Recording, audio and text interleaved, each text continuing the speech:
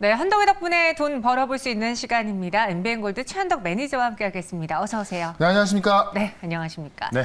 오늘은 시장이 좀 지지부진하고 있어요. 계속 눈치를 보고 있는데 네. 오늘장 무엇 때문인 건지 키워드로 한번 시장을 알아보도록 하겠습니다. 오늘장 체크포인트, 최한덕 매니저의 포인트는요. 빅테크의 긴축이 문제다. 지금까지 봤을 때 이 빅테크들의 실적이 나쁘지 않은데 다들 실적 발표하면서 하반기에 대한 부정적인 이야기를 하더라고요. 그러니까 일단 이 빅테크 실적은 상당히 잘 나오는데 네. 앞으로 긴축하겠다, 뭐 고용을 좀 줄이겠다. 서두르지 않겠다 이렇게 이야기하다 보니까는 결국 광고 회사들 이런 기업들이 실적이 안 나오는 겁니다. 그래서 사실 그 어떤 전반적인 분위기는 좋아지고 있습니다만은 하반기에 있어서 경기 상승에 대한 부분이 아직까지 어떤 기대감이라든지 좀 부족한 부분이 있죠. 다만 제가 볼 때는 이제 8월 달에 어떤 물가 지표를 좀 확인하면서 좀 좋아질 거로 보여지는데 그동안은 종목 장세가 좀 나을 것 같습니다. 어쨌든 지금 시장이 왜 지지부진한지 내용을 좀 살펴보도록 하겠습니다. 일단 경기 침체 우려감은 좀 많이 감소가 됐습니다. 어제 유럽에서 금리를 0.5%포인트 이 빅스텝을 올렸죠. 그러면서 유로화가 그래도 안정됐고요. 이 달러가 안정됐고 그다음에 러시아가 유럽으로 가는 가스 공급을 재개했습니다. 다만 이게 공급을 하긴 했는데 그냥 찔끔 보내는 수준으로 보시면 될 것 같아요. 원래 줄였던 거에서 그걸 또 줄였던 건데 거기서 또 절반밖에 안 보내는 거기 때문에 경기 침체 우려가 감소했다고는 하나 아직까지 우려감이 좀 남아 있습니다. 그러다 보니까 달러가 이 달러 인덱스가 올라가지 않는다 하더라도요. 좀 빠지지는 않고 있는 그런 상황인 거고요. 지금 뭐 최근에 이제 빅테크 기업들 넷플릭스 같은 경우 상당히 잘 나왔고 전망도 좋습니다.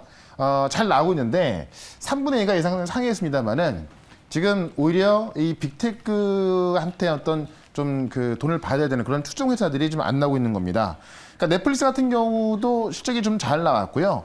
이 가입자 감소의 어떤 해결책까지 나오면서 넷플릭스는 좀 올라가고 있고 테슬라 같은 경우도 뭐 실적이 되게 잘 나온 건 아닙니다만은 주요 투자 은행들이 어떤 불확실성을 해결하면서 테슬라의 목표가 올리고 있습니다. 그러면서 가고 있죠. 다만 지금 간밤에 보시면 오늘 아침이죠. 스냅이라는 종목이 어닝 쇼크 나오면서 시간 내에서 마이너스 26%가 급락이 나옵니다.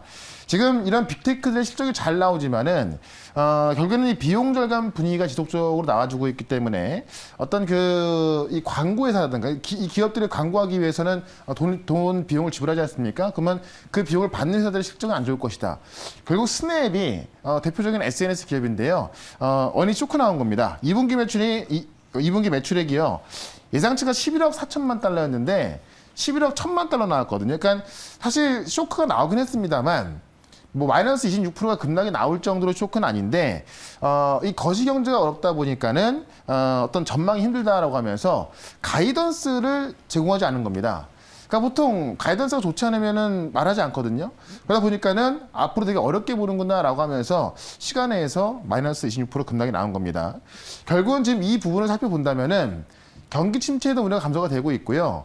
이 대형주들은 실제 잘 나오고 있으나 어제 우리 현대차 같은 경우 잘 나왔죠. 다만 지금 중소형주들이 어려울 수밖에 없다라는 겁니다.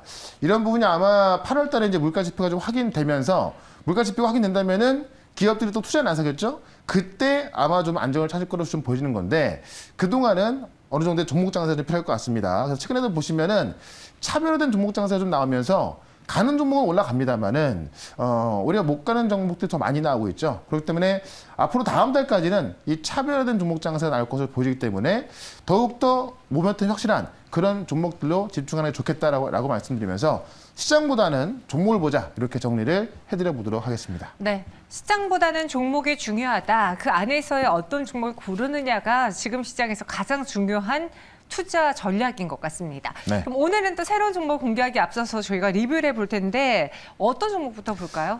에코캡을 보시면 아마 기억할지 모르겠지만 에코캡이라는 종목을 제가 한번 낙폭이 나오고 나서 네.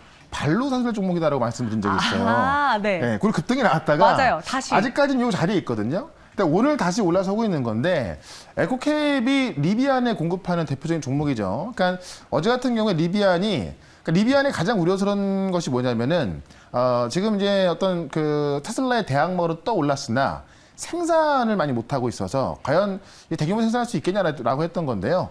어제 아마존에 1차 공급을 했다는 소식이 나오면서 에코캡이 떠오른 겁니다. 그러면서 지금 이 리비안 관련주가 좀 떠오르고 있는 건데요. 자, 에코캡이 아직 제가 말씀드렸던 목표가 8,500원까지 안 갔거든요. 계속 지켜보셔도 괜찮을 것 같고요.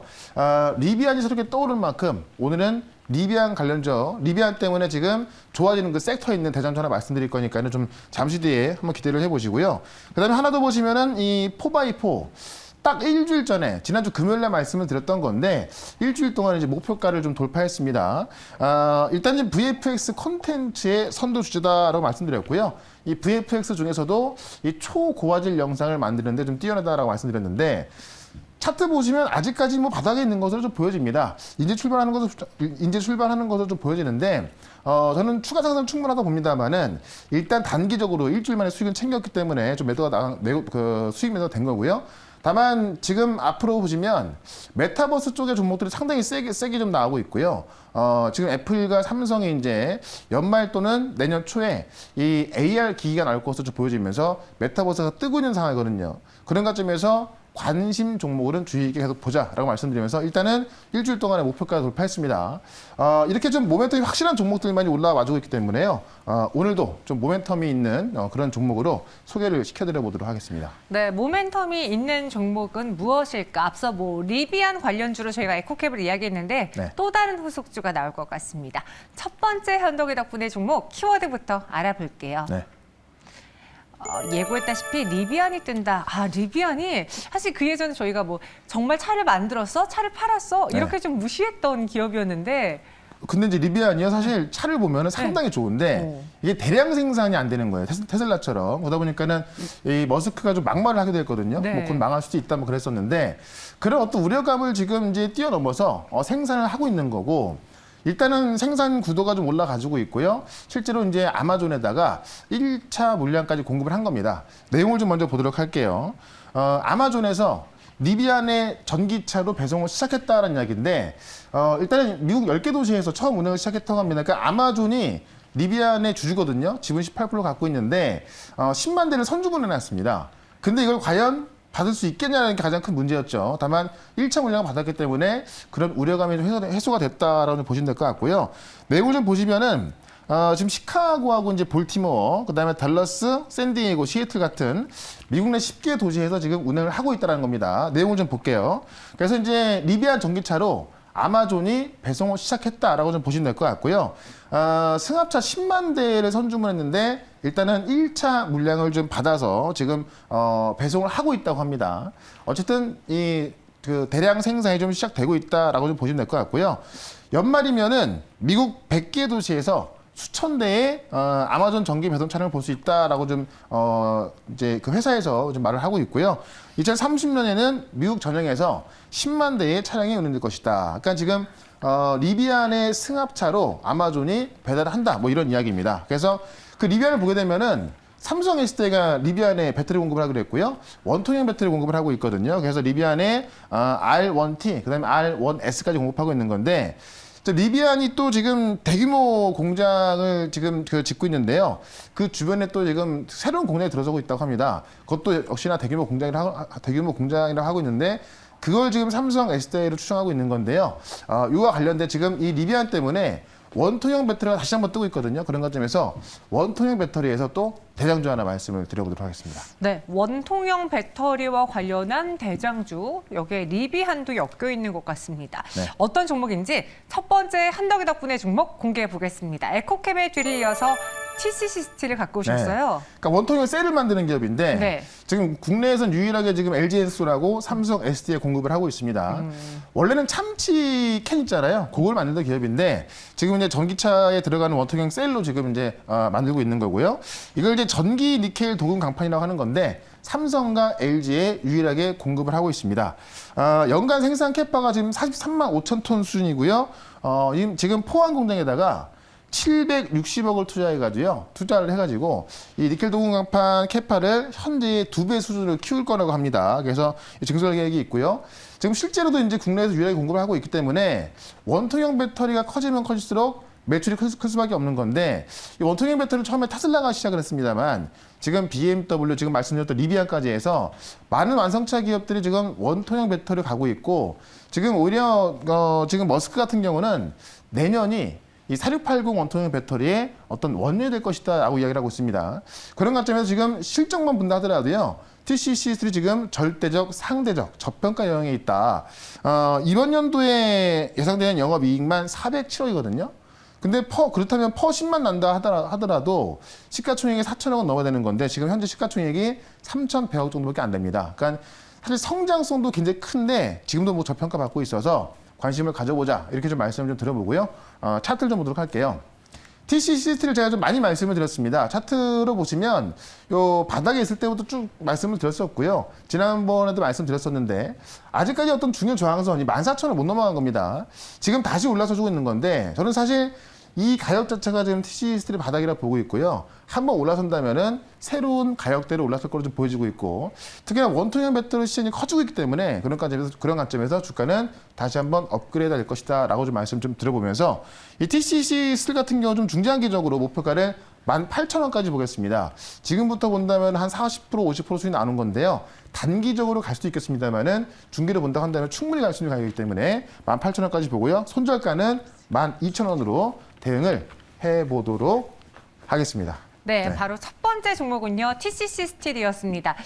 사실 저희 시청자분들 쪽에서 TCC 스틸을 알아보신 분이 계셨거든요. 그렇죠. 네, 목표 주가는 18,000원, 손절가는 12,000원 제시해 드려보겠습니다. 네. 그럼 이어서 두 번째 종목은 또 어느 섹터 안에 있을까요? 한번 두 번째 종목에 대한 키워드도 보도록 할게요. 메타버스의 핵심이다. 정말 드디어 메타버스가 이번 주에 고개를 조금 들었어요. 일단 좀 거래가 좀 몰리고 있고 네. 특히나 이제 메타버스의 핵심이 어떤 기기인데 이 기기가 이제 삼성과 애플에서 빠르면 연말에 나오기 때문에 우리가 연말이라는 시간이 그렇게 얼마 안 남았거든요.